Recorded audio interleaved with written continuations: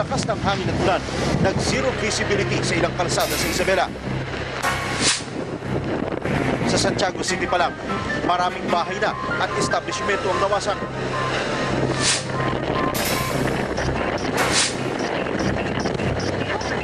Dumagdag pa ang mga natumbang puno at poste sa gitna ng daan.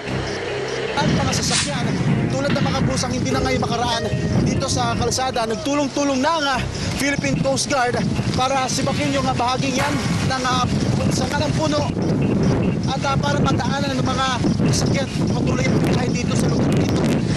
Nang humupa ng bagyo, kitang-kita ang epekto nito sa mga taga-Isabela. Isa sa mga pamilyang naapektuhan ang pag-asawang Eduardo at Celia Curameng. Basang-basa ang kanilang mga gamit. Kasi wala kayong buko ngayon.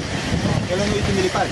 Kanina pong umaga ng alas 8. Nasa tabi lang sila ng umaapaw ng Cagayan River. Pangangalakal ng mga bakal at bote ang ikinabubuhay ng mag-asawa para sa kanilang anak.